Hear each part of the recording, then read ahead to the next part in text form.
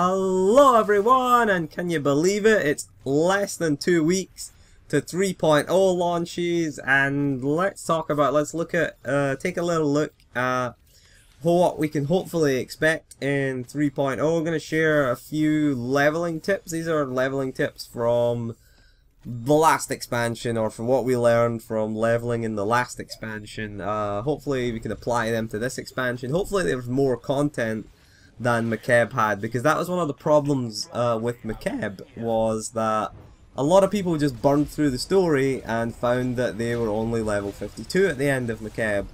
Now this can be, hopefully there's more content, hopefully there's enough content to push us from 55 to 60 without ruining, without us having to do other things. But bear in mind there's other things that you can do.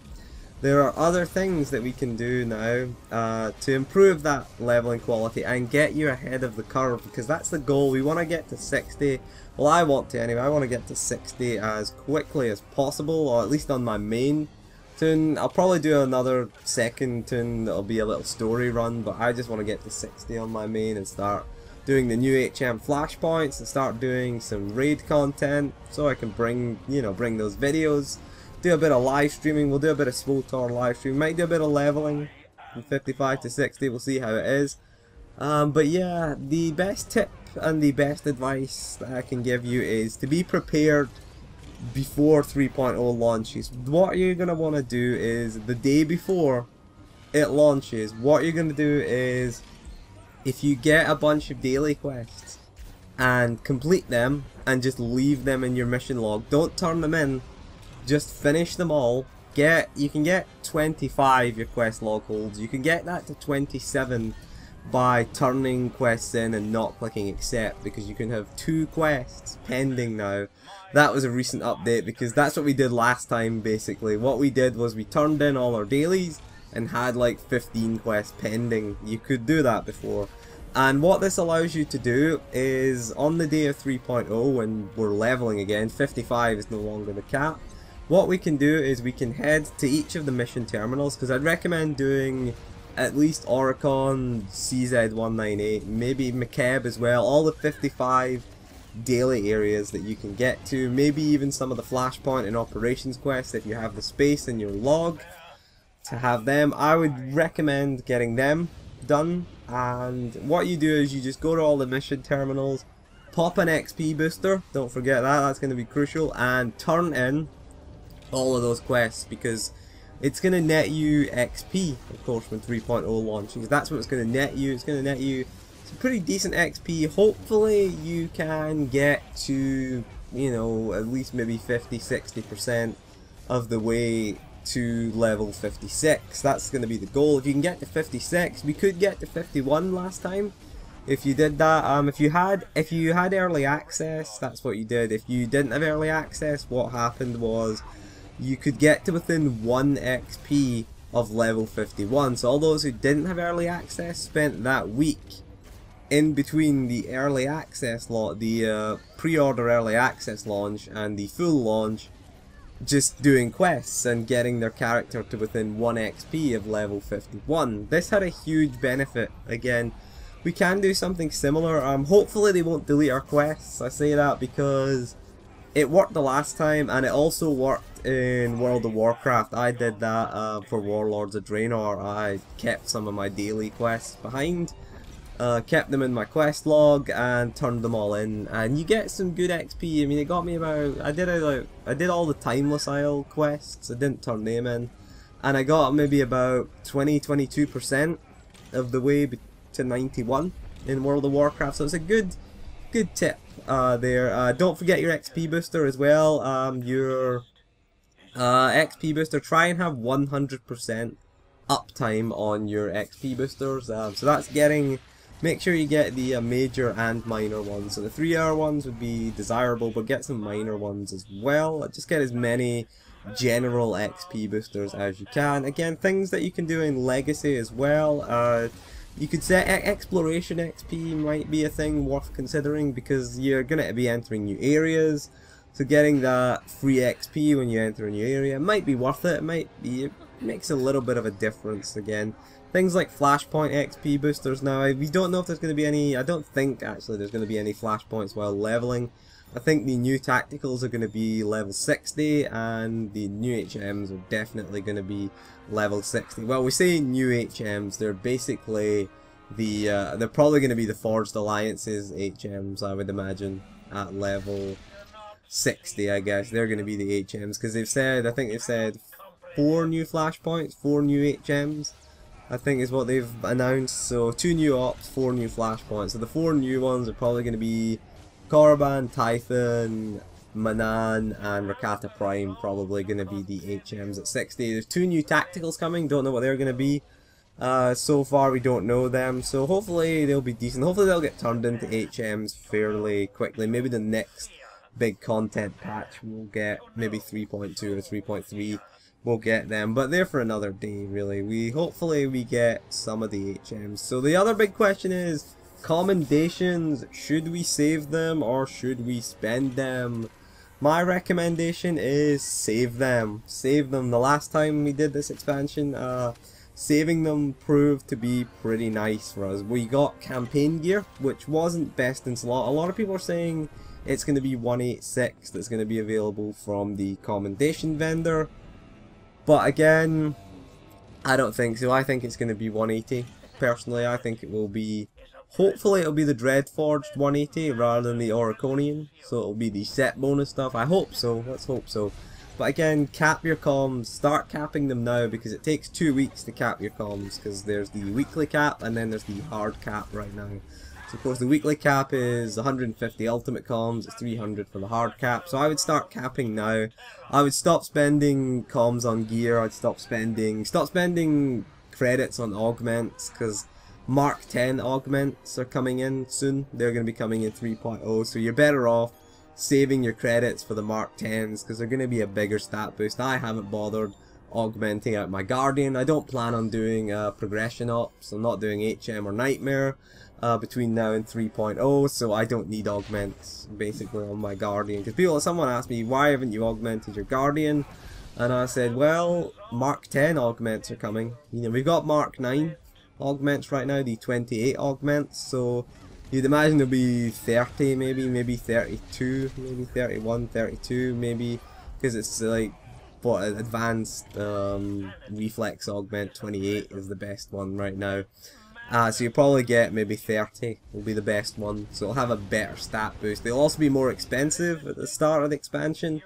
So that's always the thing about an expansion that we have to remember is things like crafting material and getting things crafted is going to be quite expensive because there's going to be that period where people are, you know, getting gear and reverse engineering it, trying to learn the schematic. So there'll be very few people that get this at the start of the expansion. So there'll be, as the expansion goes on, gear gets less expensive. So don't worry about that. So things will be quite expensive. You can take advantage of this if you have gathering professions.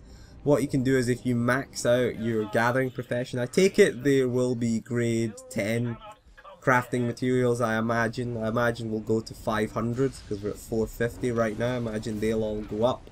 So we can take advantage of this by selling the materials on the GTN because there will be a high demand for it on GTN right now.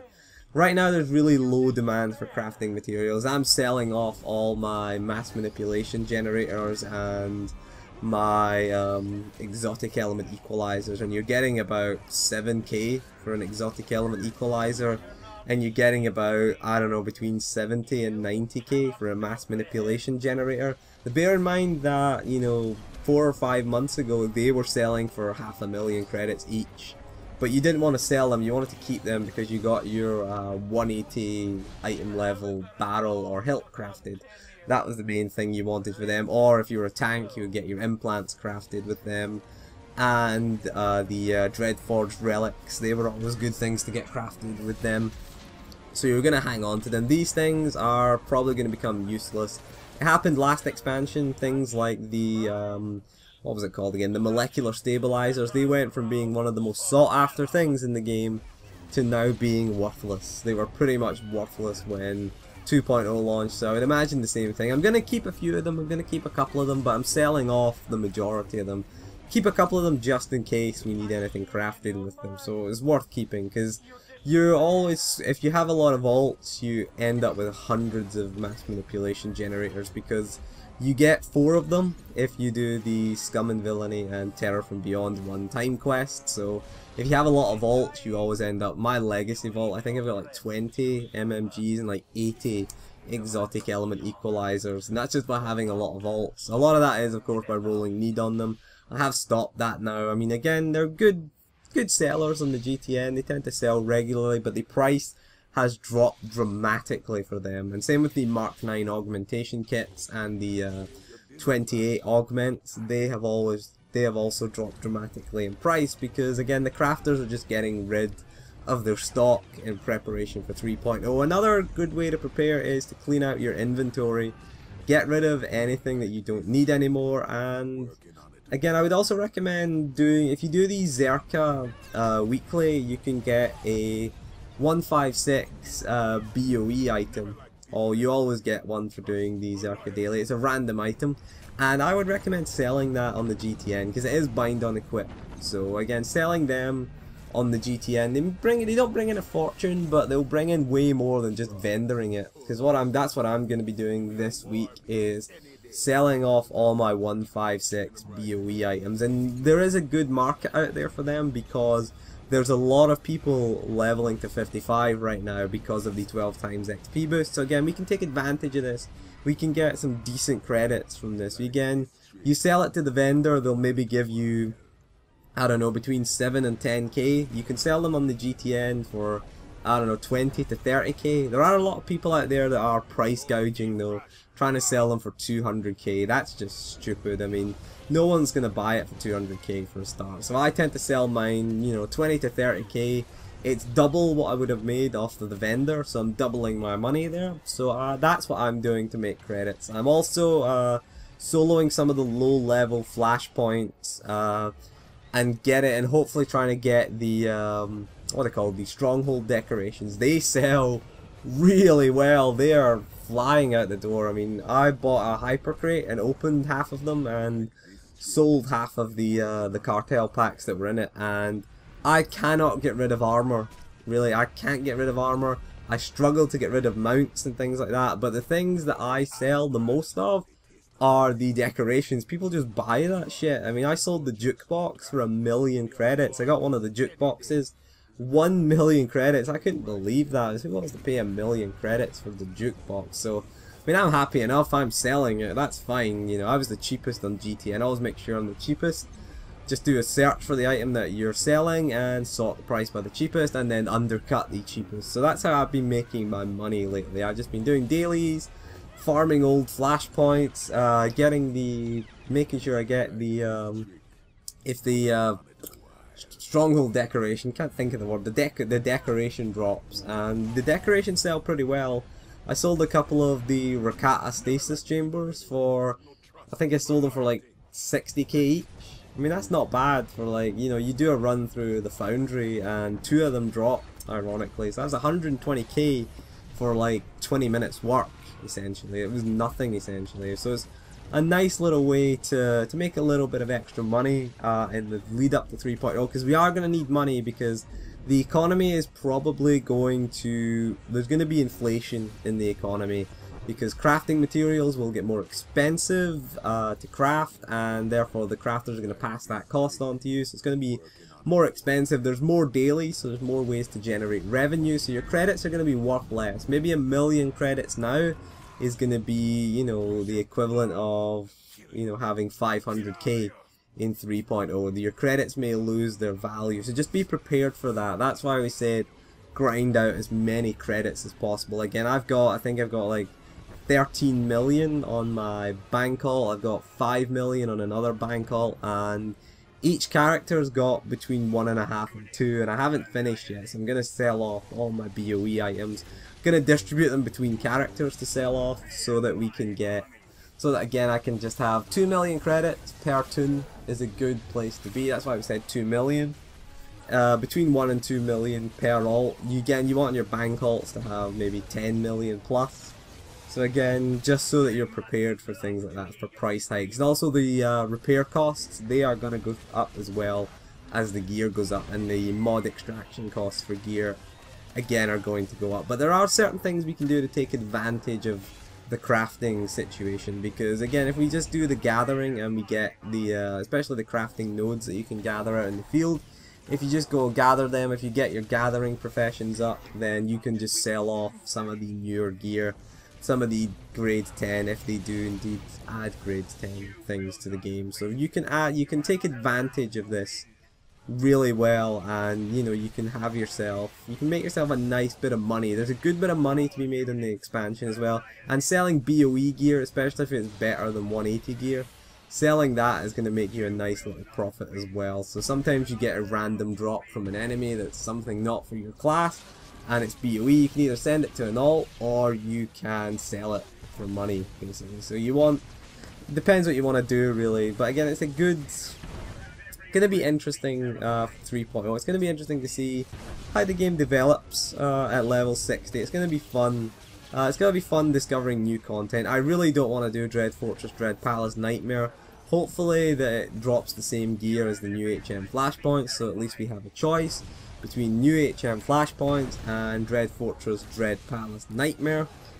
So then we can at least decide what we want to do. I'm going to personally go with the new HM Flashpoints, personally, just because I want to see new content. I really want new content. 14 months of those two ops have been a pain in the arse, if you ask me. Personally, I never want to set foot inside Fortress or Palace again. And that's just me. I really don't want to do those again. So I want to do the new content, because that's the whole point of an expansion, is to go and do new content, not sit there and do the old content again and again, because we're getting bored of that now. It's 14 months ago it launched. They launched in October last year. By the time Shadow of Revan launches, it will be 14 months, and that's too long for a raid tier. It's been boring. We have had other things in between. We've had Tactical Flashpoint, Starfighter, Housing. So hopefully 2015 we get a focus on PvE and maybe PvP content as well. It would be nice to see. So that is all for this video. So thank you for joining me, and I'll see you soon, and goodbye.